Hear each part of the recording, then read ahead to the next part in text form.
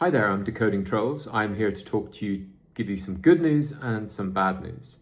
So the good news is Russia is finally going to die. This week, the Russian state bombed the British Council and also the European Union's delegation headquarters in Kyiv. So this is in a long line of attacks on the European Union and indeed on Britain and on the West.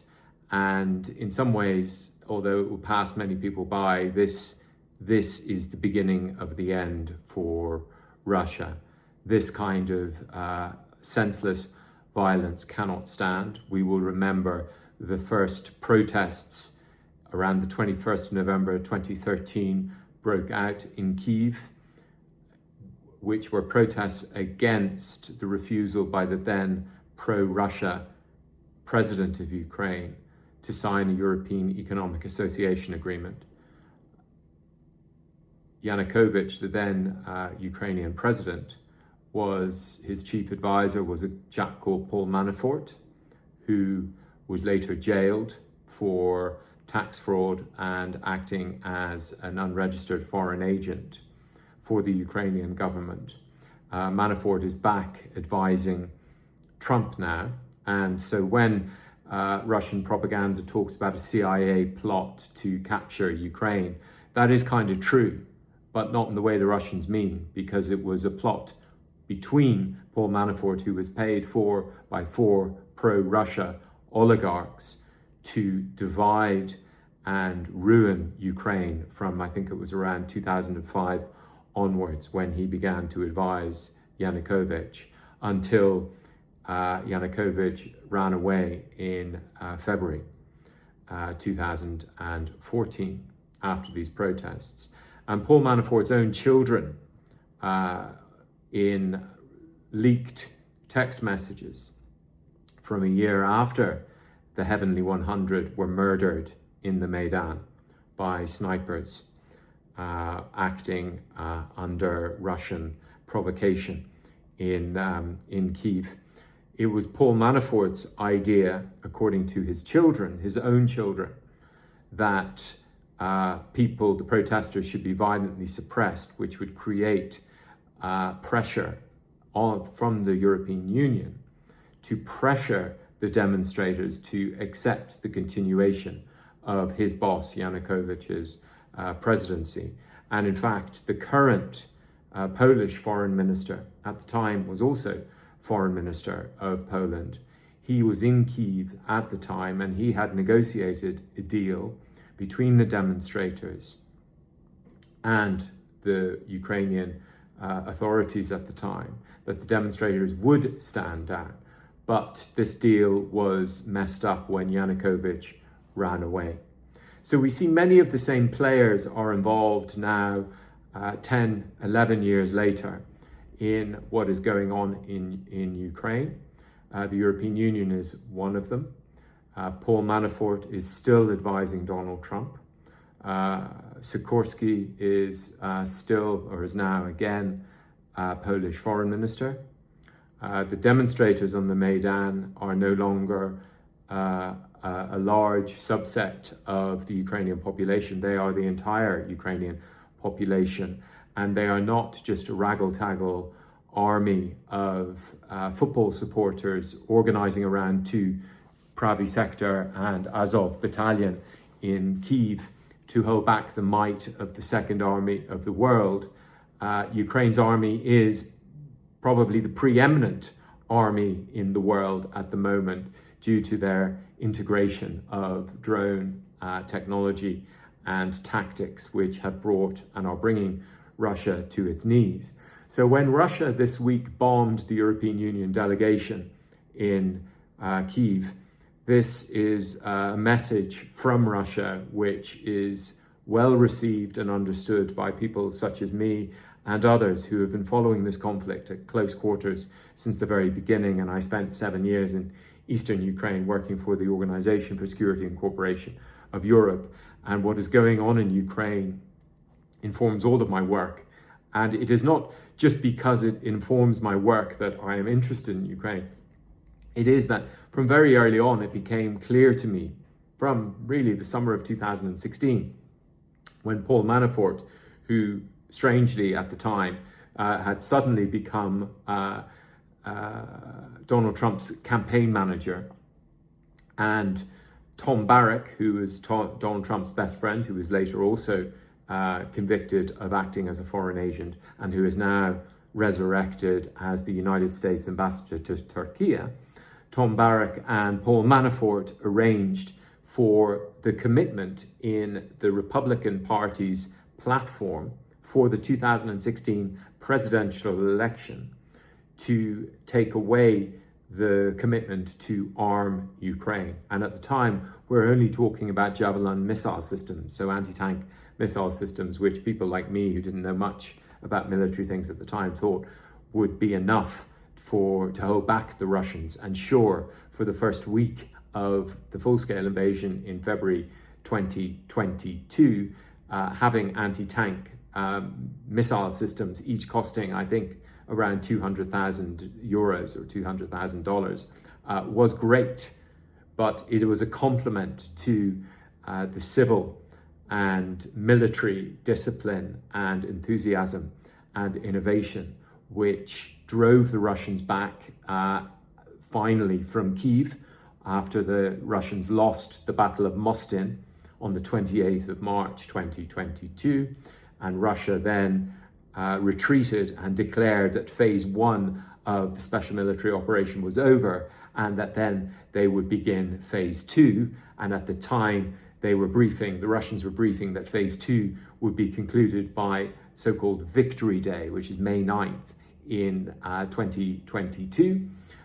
Instead, and in order to reach that, the Russians killed 25,000 civilians in Mariupol by carpet bombing the city of Mariupol.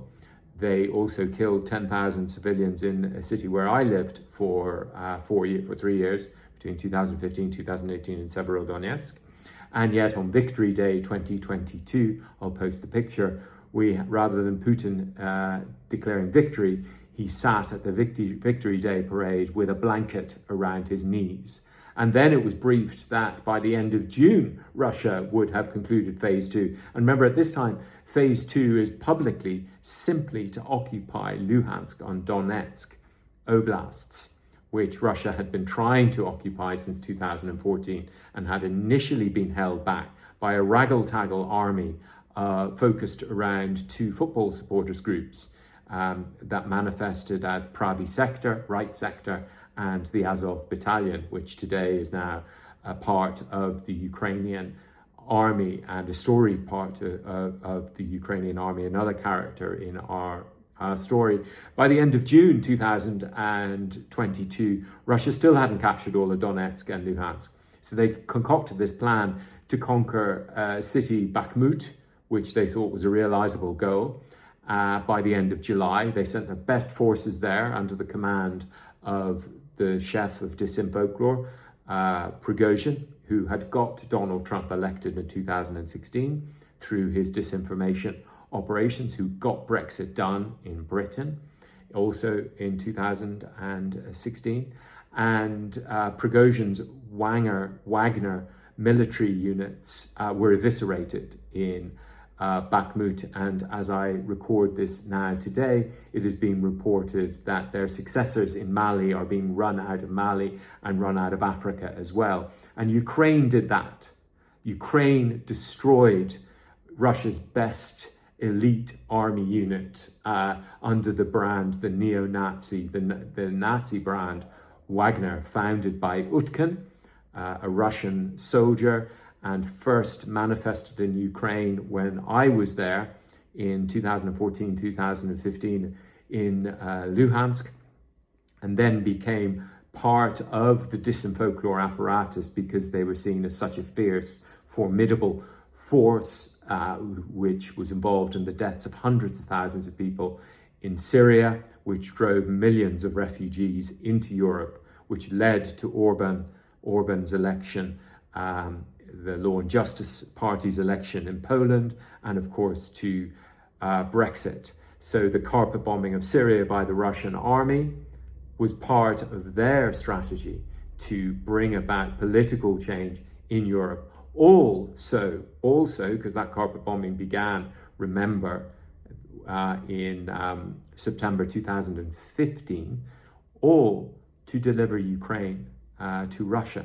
And here we are, flash forward to 2022, and Russia is being continually being eviscerated, not only on the battlefield in Ukraine, where it's lost 1 million soldiers since it took them 10 months to take Bakhmut, which was supposed to only come by the end of July.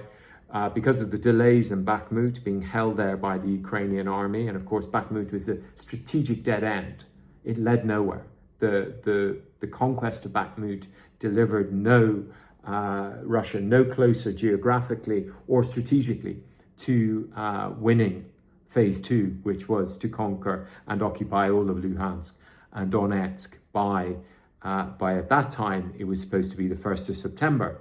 And then very close to the 1st of September, Russia had to retreat from Kherson. And we know from Bob Woodward's reporting that the American president prevented Ukraine then from eviscerating the 100,000 Russian troops retreating from Kherson because they were afraid of nuclear war.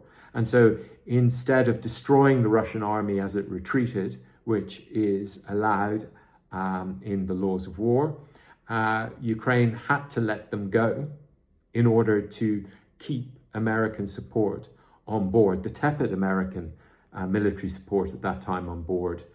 And Russia then legislated a couple of days before this massive retreat, which we all knew was going to come. They legislated into their so-called constitution these areas of their Kherson, Zaporozhye, Luhansk and Donetsk, which they had not occupied by military force. They legislated into their constitution, and then now have spent for the past 4 years or 3 years trying to persuade the world to pressure Ukraine into accepting their brutal occupations of these areas, and of late are trying to convince, and successfully trying to convince, some of the really bizarre people collected around Donald Trump that somehow Russia is making a concession by only accepting from Ukraine the areas of Luhansk and Donetsk oblasts, which after 10 years of war, it cannot occupy. Russia tries to persuade us that it's a concession by them to not occupy any more land in Ukraine, but even though they cannot occupy these lands by military means, if the West and Ukraine will just give Russia these lands in negotiations, that Russia will not try to take any further lands. And it's very clear now, clearly, when it is sending missiles to destroy the European Union delegation headquarters in Kyiv and the British Council in Kyiv, that Russia finally gets the message from Europe, which is that Europe and Ukraine, Europe including Ukraine, will not concede any territory to Russia which it cannot win by military force, and that Ukraine will be helped until it destroys the Russian army, or the Russian army makes the decision it should have made after a week in March 2022, which any sensible military would have made, was to retreat immediately. But instead, Russia keeps on doubling down. And now, with the gloves off, Ukraine is eviscerating the oil industry. And we have a situation in which Donald publicly has been archetyping himself as a peacemaker under what I believe is a bogus aim of trying to win the Nobel Peace Prize. But this is just a cover for the ultimate reason that Donald is in the presidency and is taking these actions, which is to pay Russia back for the help it gave him in the 2016 elections and ever since in his policies. And all Russia really wants from Donald is to deliver Ukraine. But unfortunately for Russia and for Donald, because he's got this monkey on his back, which is Russia, that wants Ukraine. Donald may be destroying America, and this is where we're going to get to the bad news, may be destroying America, and that may please Russia, but it doesn't really help Russia, because it doesn't help Russia conquer Ukraine. And so we have a situation in where the European powers are clearly, we have seen since that White House meeting in February 2025, including Chancellor Merz, Prime Minister Meloni, of Starmer, President Macron, and all the powers, the Nordic, Scandinavian, Finnish powers who are giving Belgium, or the Netherlands, these countries which are giving Ukraine incredible material help, F-16s and the like. We see this incredible rallying around of Ukraine with a certain menacing determination that maybe, just maybe, Russia sending the missiles to hit the European Union delegation, the European Union embassy in the center of Kyiv last week, demonstrates the Russians have finally got the message. Yet their only strategy, because they cannot win on the battlefield, they have keep on throwing everything they have into one last push. So we've had endless deadlines, 50 more days from Donald before secondary sanctions are introduced.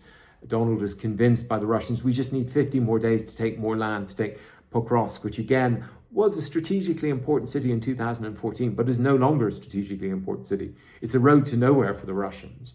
It's a minor city. It doesn't even guarantee the conquest of all of Donetsk.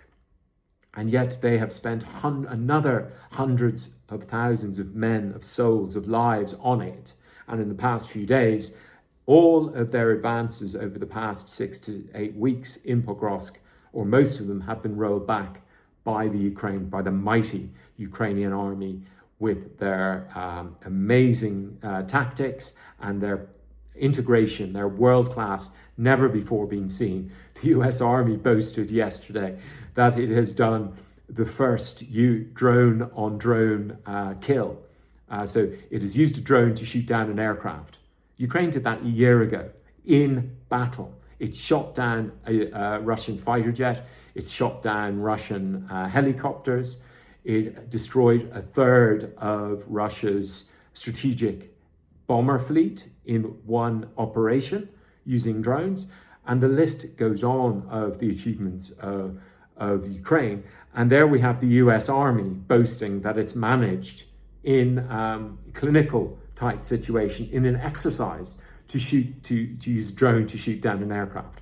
So that gives us an idea of where Ukraine is at. So we've gone from when Ukraine was being archetyped as dependent on the West for security guarantees, i.e.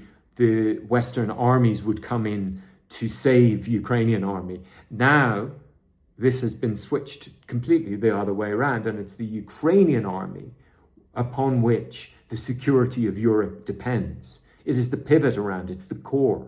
So when we talk about forces, foreign forces in Ukraine, after the Russians withdraw from 100% of Ukraine, when we talk about these forces going in, that's the quid, but the quo is that Ukraine will protect the rest of Europe from Russia.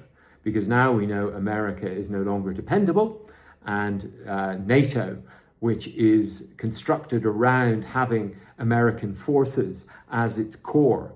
So there's no, it's not all the modules of NATO fit together with assuming a central command which no longer is reliable for European forces.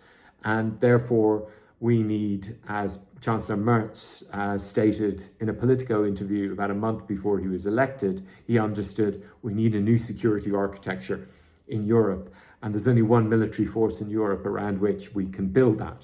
And so that is being built. I'm convinced of that. I have no access to secret information. But it's pretty clear for me from what is being said and stated by European leaders, especially since that meeting in the White House in February 2025, when the US President Trump and Vice President made it very clear that they were trying to force Ukraine into surrender. European leaders rallied around President Zelensky then and have done so ever since, including in that meeting 2 weeks ago in the White House. So the very good news is all that I've described to you. It's very sad news for Americans, and it's very sad that many Americans don't yet understand that this is what has happened. The world has changed, and it's changed permanently. It's gone, it's dead. The idea of America as a savior of the West, of Americans' weapon systems being necessary. Ukraine is only playing for time at the moment. It wants to keep President Trump on board. It wants to keep the European powers on board.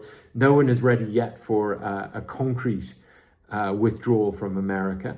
And America still has a lot to give. It still has great weapon systems like the Patriot missile system. And Europe is willing to pay for these systems on behalf of Ukraine. And Donald needs cover for what he's really trying to do, which is stay in power and stay in control. And we'll get to the bad news in a second, which is related to what Donald is really trying to do, and the other forces, the other monkeys on his back, which are using him.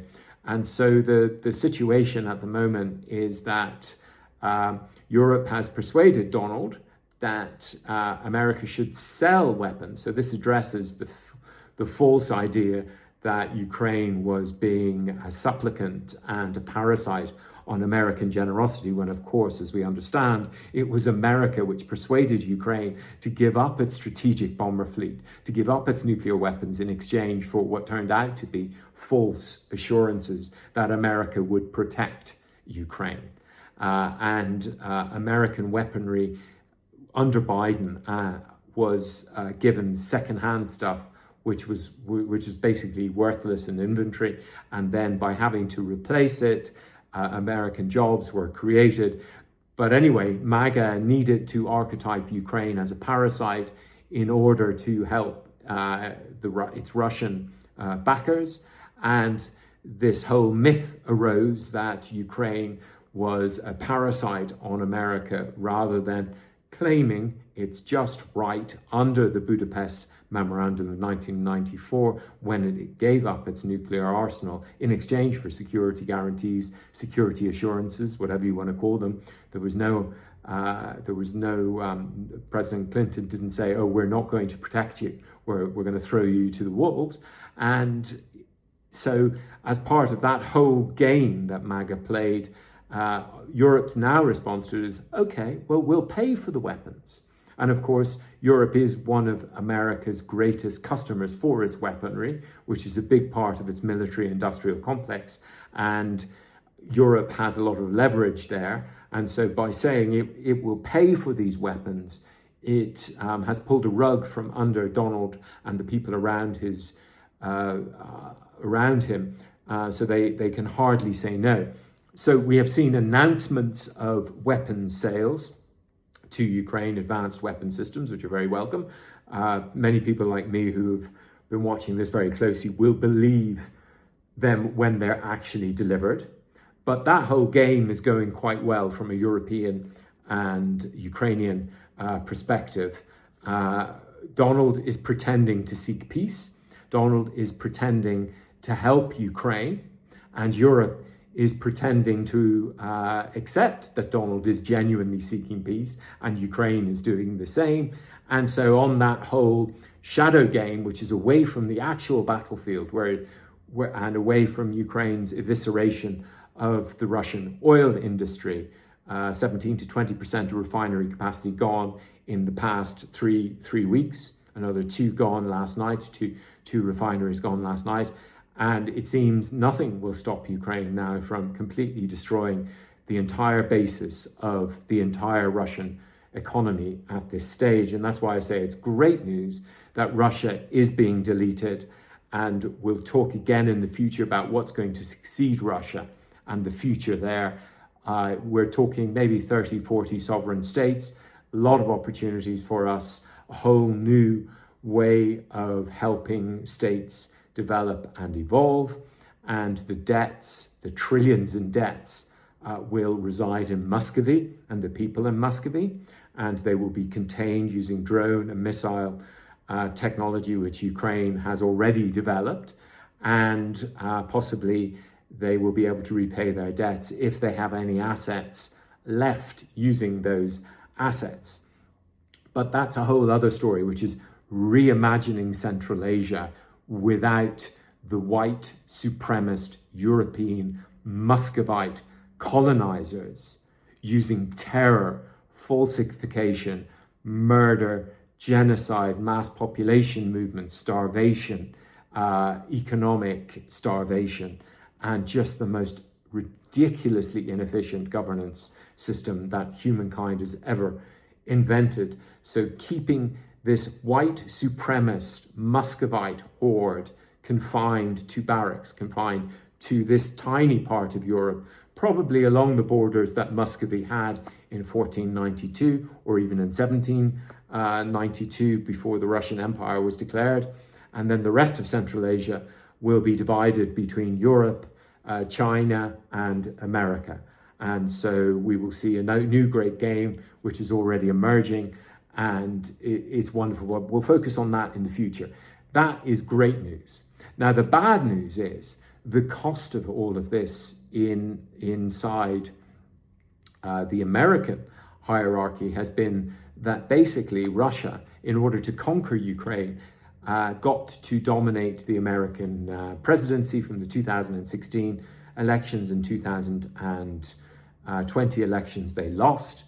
And Donald in 2024 had to make a pact with two devils, with Silicon Valley, which I'm using as a moniker, Stanford, for his vice president, for instance, is a representative of a guy called Peter Thiel, who was one of the PayPal founders and runs Palantir. If you understand Disinfolklore, is never far from any of our considerations here. And Palantir is named for some magic stones in Lord of the Rings, in a Tolkien book. And Disinfolklore, which I developed as an analytical method, but also as a way of seeing and an empirical observation, that folklore was never far from geopolitical, whether it's don't poke the bear, or the kinds of stories which hack people's minds, as I saw in eastern Ukraine,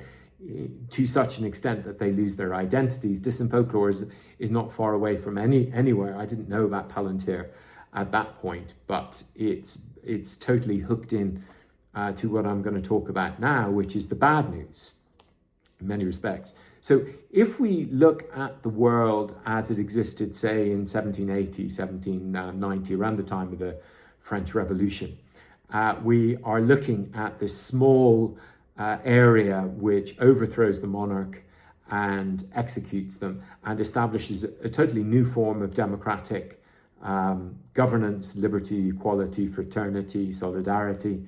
And looking at that entity from, say, the perspective of Britain or the rest of the world, there was a lot of shock and horror and concerns from the existing ruling class. And America itself also, which got the energy and the material from the French Revolution to establish itself, also was seen with huge suspicion, obviously, from the ancien regimes and the monarchies. And America was a revolutionary republic. So if we can imagine that perspective now, so now we are where the American experiment succeeded, the French Revolution succeeded, and yes, there are monarchies throughout Europe and elsewhere, they survived, but we elect our governments, and the identity of sovereign and subject, which is the best definition there is of democracy, is closer than it has ever been. So we may have, say, in Britain, the sovereign is actually a person who's the monarch, but actually the people are sovereign in actual fact. So the theory is different than the constitutional reality. Sorry, the theory and the constitutional reality are different from the actuality, which is really we elect our governments in most of the so-called monarchies. But if we now look at America and what is going on, which is invisible, I think, to a lot of people, and one of the edges I have to be able to see what is happening is from very early on in the COVID pandemic, I recognized something extremely weird was going on, where out of Stanford and Silicon Valley was an attempt to create in the minds, not just of Americans, of science, of universities, of Europeans, and of the world, the idea of mass infection by a deadly virus which evolves and mutates was an acceptable means of dealing with that deadly virus, rather than, as had happened in previous pandemics, where the virus was shut down very early, and SARS-2 COVID was particularly dangerous because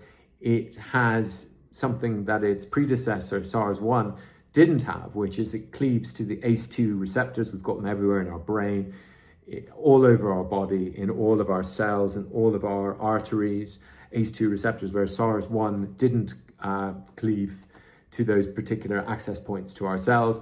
And it's also got a super antigen-like insert on its spike, which means it basically tickles our immune system constantly, like strep, like there is a super antigen in the strep.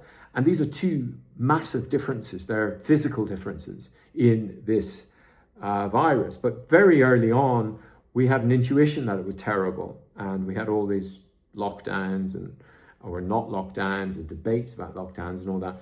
But throughout all of this, there was this engine which emanated from Stanford and the area around Silicon Valley that was promoting the idea that mass infection to this mutating virus, for which you cannot get immunity to a mutating virus, because the whole point is, as it mutates, it evades your immunity.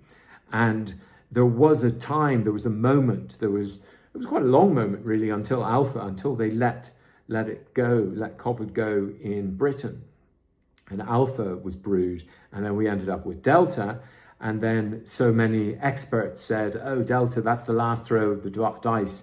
Famous Irish epidemiologist said a week before Omicron emerged in late November 2021. And now we're still on Omicron. And as I speak to you now, we have a new mutated version, which, at least on paper, is the perfect mutating immune evasive version of Omicron, and could be about to overtake the world. And we've been through many, many different phases, and many people have been infected a lot. I haven't been infected. I wear an FFP2 mask or FFP3 mask all the time inside, and but I'm only one mistake away from being infected. But the perspective I have is on how weird it has been to watch people who, if you had said to them in January 2020, oh, this deadly virus, which is going to kill 30 million people in the short term, as the first versions of COVID did, Delta and the first wild version and Alpha did, and then we're going to let it mutate and mutate and mutate until it perfectly undermines the immune systems and the organs and the vascular, the arteries, the brains, every aspect that gives us good health. We're going to let that rip. And that's our solution to it, because eventually the virus will kill and destroy all the organisms which are susceptible to it. And then we're going to be left with a few people who are immune to it. In theory, that doesn't even make sense.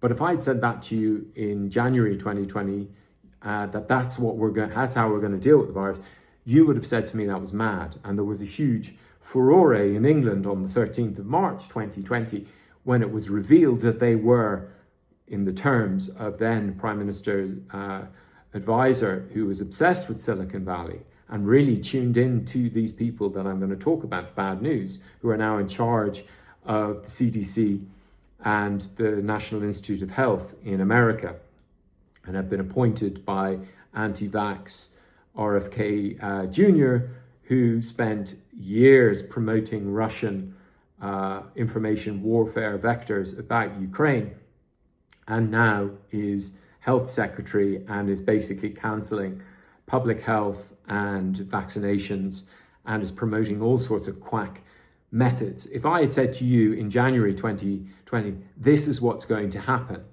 you, like me, would not have believed me.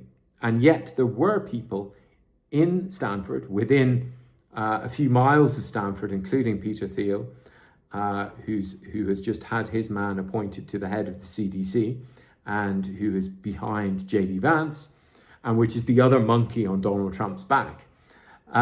They, however, did plan this out, and they've had many setbacks along the way, but ultimately they now have political control of America through the vice presidency, through the control of the CDC and the NIH, public health.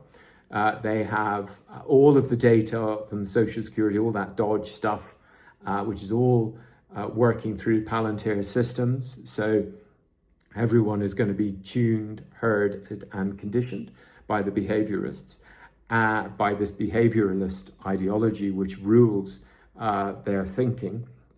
And we have a virus which continues to mutate and kill large numbers of people all the time. Meanwhile, most people think it's gone, think it's over. They've been convinced it's over through the disinfolklore.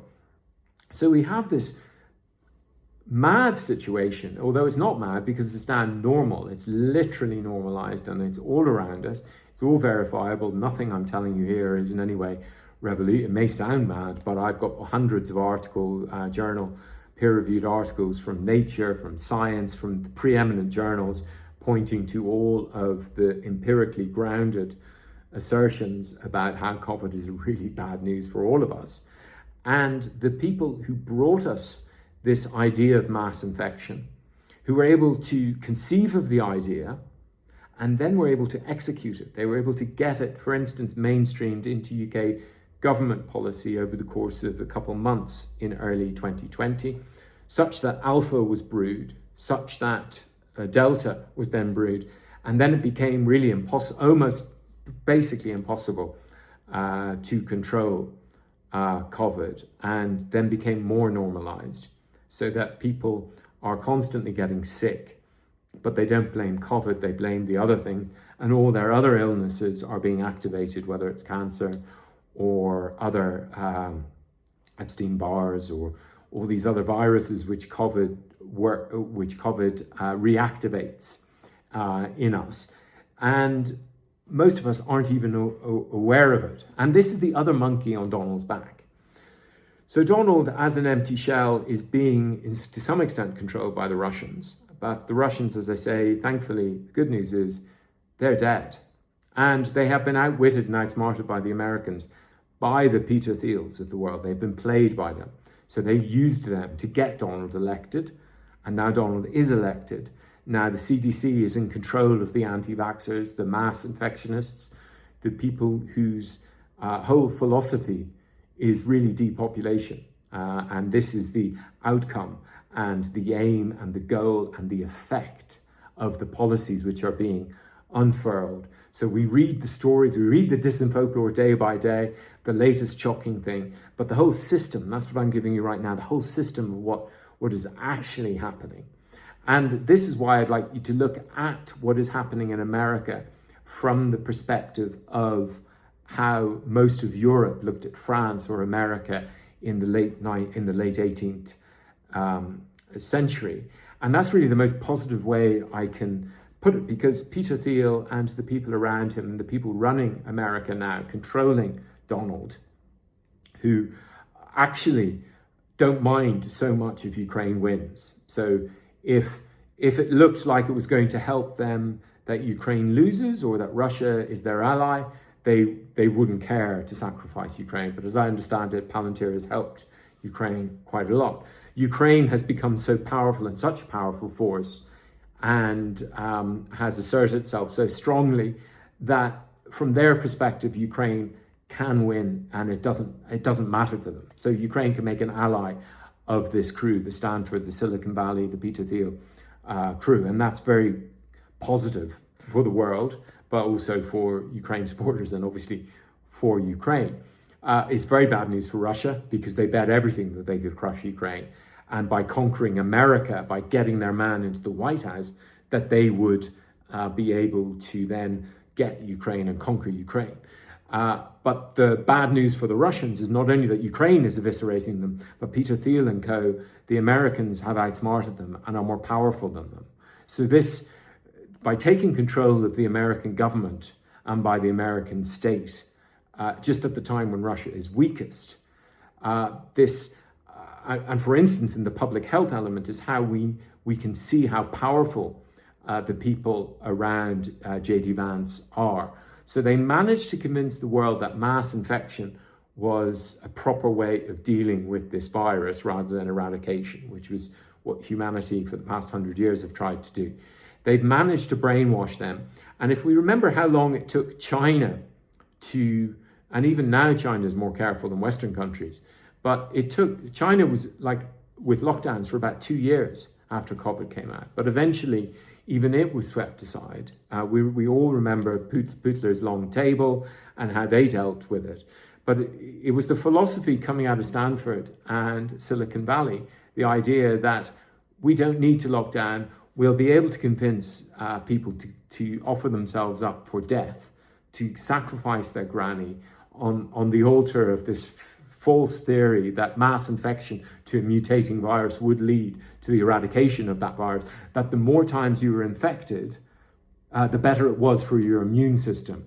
So the only reason you need an immune system is to avoid being infected and avoid being harmed. And so the complete opposite, through dissim folklore, of what, if I had said to you in January 2020, would be the way, logical way of dealing with a virus is to avoid being infected by it, through this dissim folklore apparatus, which is more powerful than what the Russians have. The Russians latched onto it and promoted its trolls, as indeed have the Chinese.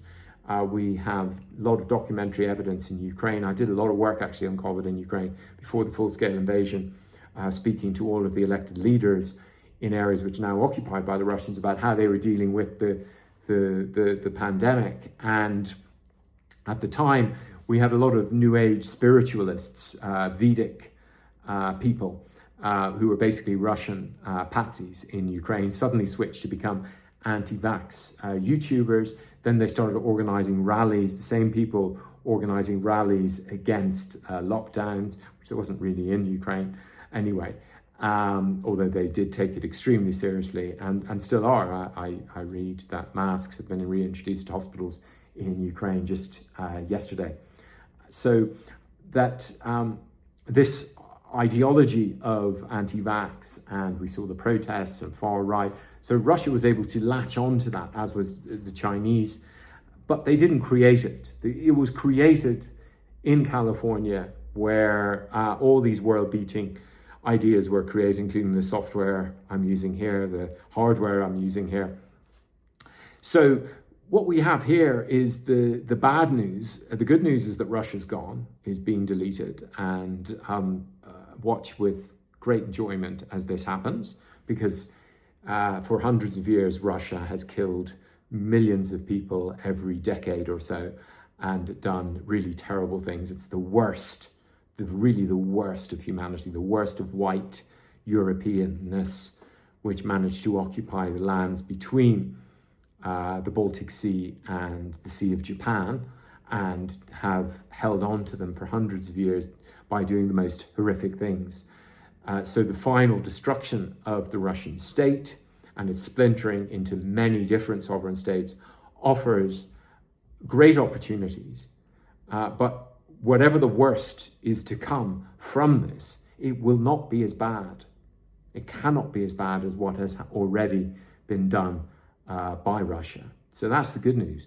The bad news is the other monkey on Donald's back is these, let's call them the herd immunityites, or the mass infectionists, the people now in control of America, who will now try to switch what I warned about in my Munich speech in February 2025, turn us all into a distant folklore galaxy of their making, in which being infected by a deadly virus is a good thing, in which mass death of poor people. It's estimated around 80 million people already have died because the Donald's administration cancelled USAID, which is hated. Peter Thiel spent a lot of time in South Africa by the South African PayPal Mafia, if you like. So we've got the Russian Mafia running Donald, one monkey on his back, and we've got the PayPal Mafia, the other monkey on his back. And the PayPal Mafia have won. So that's bad news for Russia, but it's not necessarily good news for us.